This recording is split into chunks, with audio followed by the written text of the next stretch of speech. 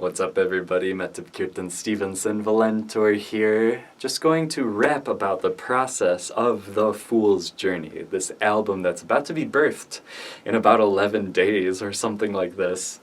How it came to be, where it's at now, and what the show is going to be like.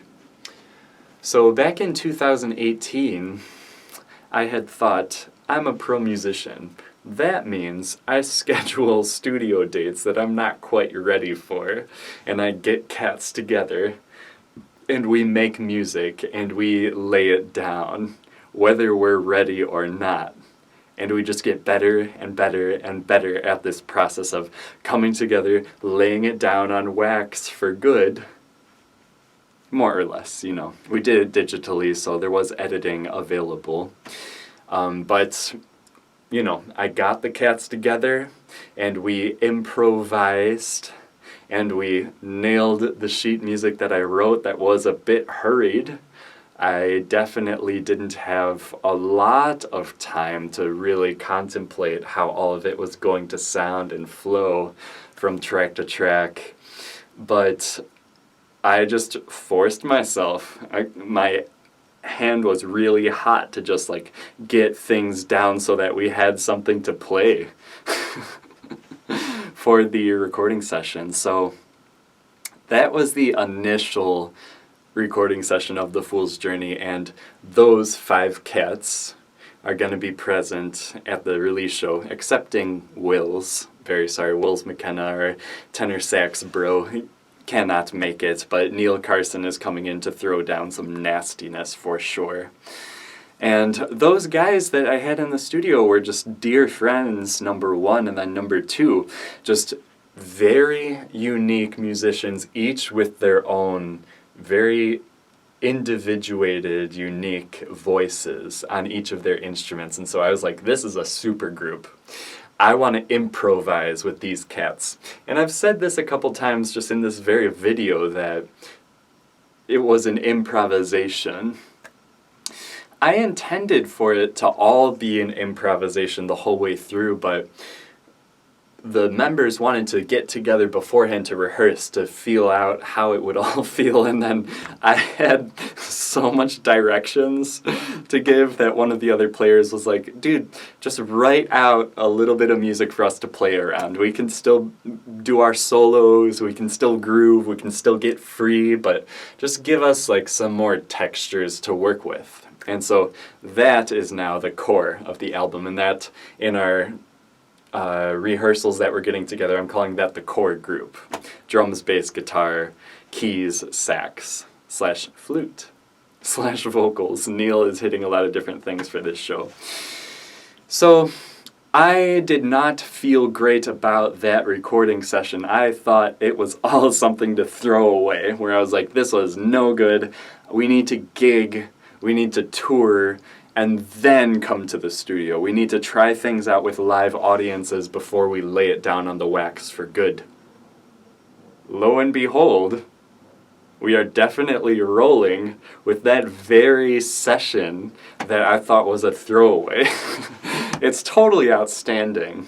And to my other musicians who might be watching this, I just want to affirm to y'all, any recordings you listen to where you're like, oh my gosh, why did I play that? That sounded so bad. It's been very interesting for me personally. The more I practice and the more I gig and the more I play, those cringe moments totally disappear, because I know I'm so much better now than how I was on the recording. And whenever I listen to the recording, I'm like, who is this drummer dude? He's got some fucking rage. He's got some great things to say on the drums and just a lot of passion that he's putting into it. And I think it's clear on the album that the drummer wrote the music.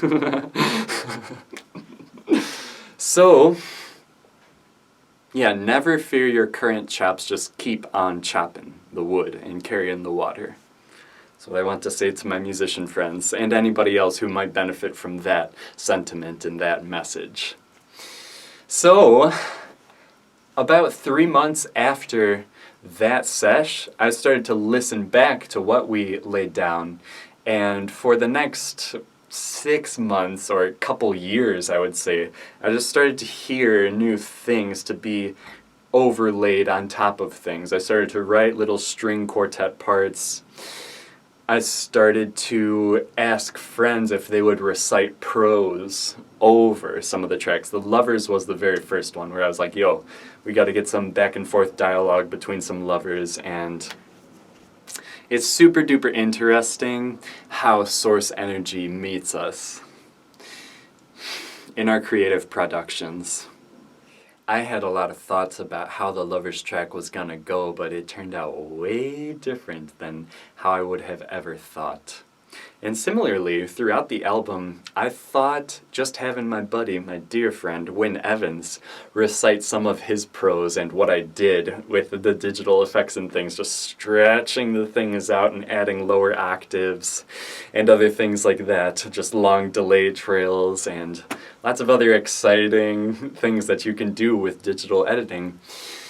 I thought that was going to be enough, but my homie Max, who's playing keys, at the gig and did on the record, he had recommended, he was like, yo bro, I love the prose, I love the spoken word, but on the tracks where it does exist, I want to experience words throughout the whole track, not just in the beginning or at the very end, which is what I thought was the answer in the first place. So, what did I do? I wrote a bunch of new stuff, and then I recited a bunch of new stuff. And I'm very proud of everything that came through. And it's so wild, the stuff that we think is just like rough drafts, or the stuff that we just spit out where we're like, I don't feel like writing, I'm just gonna write. A lot of that stuff is always the gold that always like cements for good. You know, that's the magic of improvisation and improvising. And I guess also the magic of editing. You know, I did take a lot of vocal takes to get my words right precisely, but they definitely came from sketches, for sure. And then I guess the last layer that I really added on to things that will make its way into the live show was I added a lot of vocal harmonies in very interesting places. Just parts where I thought, okay, I just want to hear an Om, and just release it like that. But then anytime I got to the mic, I would maybe start with an Om, but then hear a lot of other things that wanted to be sung. And I'm super proud of that, and that's my most recent musical endeavor, is to be working on the voice and to be practicing it and studying it. So, dear viewer, dear listener, on August 21st at the Moonlight Healing Garden in Pilsen, I'm going to have the core jazz engine of me, Max McGathy on keys, Maddie Whitney on guitar, Luke Parcell on bass, and Neil Carson on sax, flute, and vocals, along with a string quartet. I'm not naming all the names for these cats right now, and a vocal quartet. I'm not naming their names either. And then rotating spoken word artists up front, and we are going to recreate the album live and sell the album live at this outdoor venue. And to also just celebrate the magic of this event with many tarot readings. There's at least three separate tarot readers that are going to be present throughout the night, giving readings by donation. There's going to be very high vibey snacks, an open drum and dance circle in the beginning, a crystal bowl meditation along with other gentle percussion instruments and sound healing instruments, and then a very ragey but acoustic and very, very earthy wind and drum trio that I love their trancey music. And it's going to be a night to remember for good, absolutely. And it may only happen once. I would affirm it will only happen once.